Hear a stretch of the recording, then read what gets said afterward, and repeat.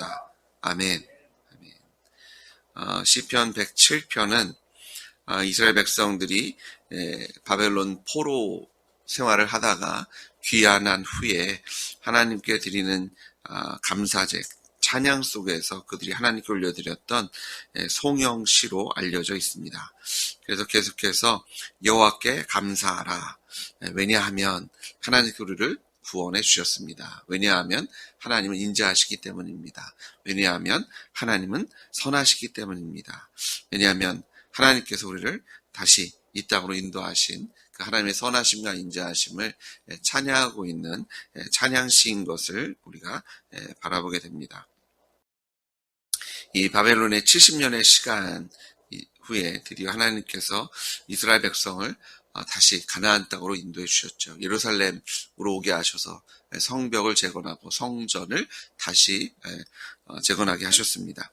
이런 그 회복의 시간 속에서 그들은 역사를 주관하시고 그들을 구원하시고 그들의 소리를 들으신 분이 하나님이심을, 그런 역사의 흐름 속에서 시간이 지나서 바벨론의 국력이 약화돼서 페르시아가 일어나서 이런 그런 정황 속에서 그들이 이스라엘 땅으로 다시 돌아온 것이라고 고백하는 것이 아니라 하나님의 인자하심과 선하심 안에서 하나님께서 그들이 울부짖었더니 하나님께서 역사를 움직이셨다라고 고백하고 있는 것을 보게 됩니다.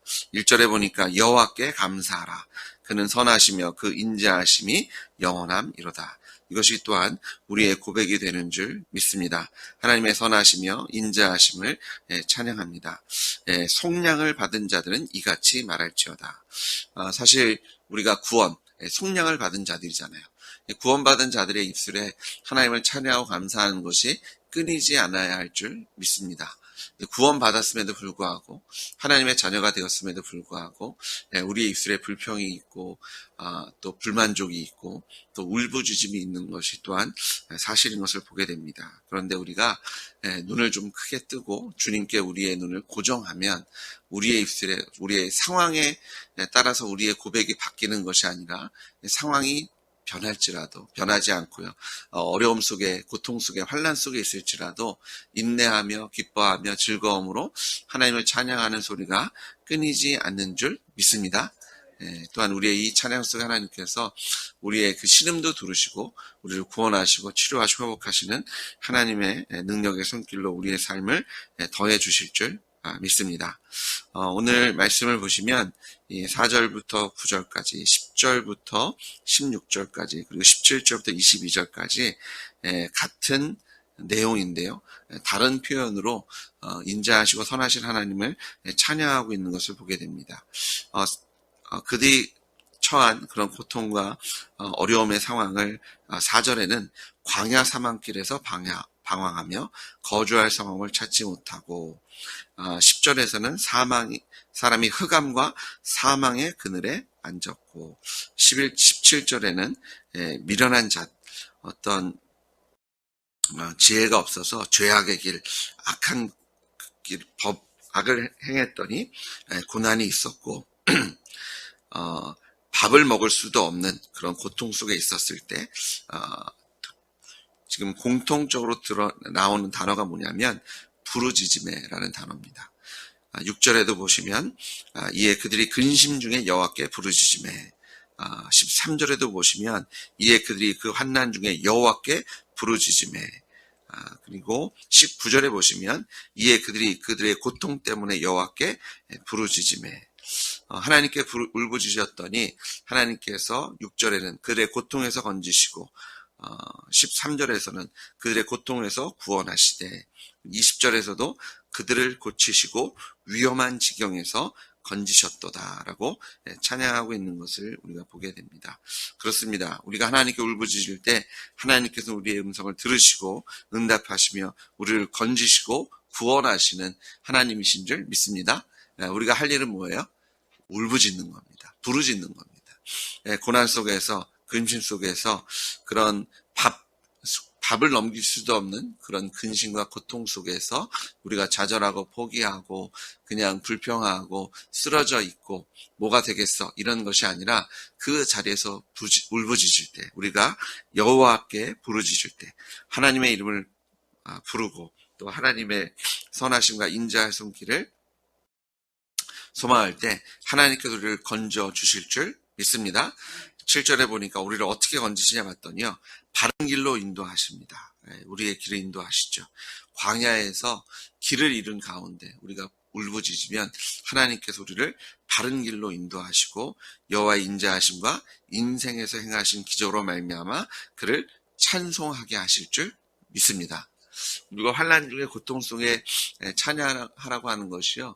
물론 그런 고통 가운데서도 아무런 소망이 없는 가운데서도 우리에게 찬양이 있어야 되겠지만 하나님께서 우리가 울부짖을 때 우리를 들으시기 때문에 우리를 구원하시기 때문에 우리의 입술에 당연히 찬양의 소리로 채워주실 것을 믿습니다. 이런 삶의 경험들이 쌓이면 쌓일수록 이제는 고통이 오거나 환난이 오거나 우리가 길을 잃어버린 것 같을지라도 이제는 미리 찬양하고 감사하는 자리에 설 수 있는 줄 믿습니다. 그래서 신앙에 저희가 훈련을 통해서 또 영적인 성장을 통해서 매일매일 하나님을 경험하는 것을 통해서 우리가 이런 믿음의 분량을 키우실 필요가 있습니다. 그래서 믿음이 연약해지면 이 자라보고 놀란 가슴은 소뚜껑 보고 놀란다고요. 무슨 일만 생겨도 놀라고 걱정하고 근심합니다. 근데 저희가 매일매일의 삶 속에서 하나님을 경험하고 또 하나님의 구원을 경험하고 우리가 울부짖을 때 하나님께서 응답하시는 그런 간증들이 쌓이고 쌓이면 이제는 소뚜껑을 보면 놀라는 것이 아니라 어떤 찬양으로 어떤 노래로 어떤 감사로 어떤 간증을 주실까를 기대하며 찬양하고 감사의 자리에 서게 하실 줄 믿습니다. 여러분의 간증 노트를 두껍게 만드십시오. 근데 이게 기록하지 않으시면 금방 잊어먹습니다. 저는 이제 설교를 하다 보니까 매일 삶 속에서 말씀을 묵상하는 버릇이 생깁니다. 어떻게든 설교 하나님께서 주시는 은혜가 있을까? 이것이 우리 지체들에게 주시는 말씀일까? 이런 것들을 고민하게 되는데 때로는 주중에 이거 하나님께서 나에게 주시는 감동이 있다라고 생각이 들 때가 있어요. 그런데 그때 노트를 할 그런 시간이 안 돼서 막 기억해 놓습니다. 이거 집에 가서 써야 되겠다. 근데 그거를 잊어버리잖아요. 그럼 영영 잊어버립니다. 기억이 안 나요. 물론 다시 이렇게 말씀을 보다가 맞아 이런 기억이 다시 나기도 하지만 잊어버리더라고요. 그래서 항상 노트하시고 그래서 제가 요즘은 전화기 노트에 그 기록을 하는 습관을 들이고 있습니다. 이게 잘 습관이 안 되면 잊어버리더라고요. 있음에도 불구하고 그래서 그 기록하고 남기시고 또 그것을 계속해서 좀 보시면서 하나님께서 이런 은혜를 주셨는데 하나님께서 나를 이렇게 구원하셨는데 하나님께서 이런 지혜를 주셨었구나. 이거는 이 문제에도 내가 지금 당면한 문제에도 이건 쓸 수 있겠다. 이 말씀이 있었지. 이것들을 여러분의 간증에서 찾으시는 그런 복을 누리시는 여러분 되시길 주님으로 축복합니다. 자, 10절에서는 사람이 흑암과 사망의 그늘 안에 곤고와 근데 그 이유가 뭐예요? 하나님의 말씀을 거역하여 11절에 보시면 지존자의 뜻을 멸시합니다. 길을 잃어버린 이유, 그리고 환난과 고통이 우리 안에 있는 이유, 말씀을 거역했기 때문에, 지존자의 뜻을 멸시하였기 때문에, 이게 근본적인 죄잖아요. 내가 주인 돼서 하나님을 인정하지 않고 내가 하나님 자리에 서서 내 뜻대로, 내 마음대로, 내 지혜대로, 내 경험대로 사는 것이 죄입니다.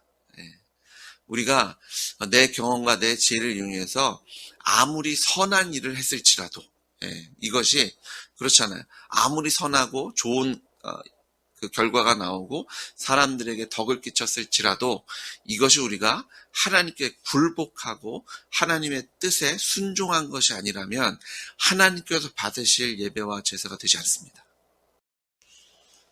저희가 불순종이 그냥 불순종이 아니잖아요.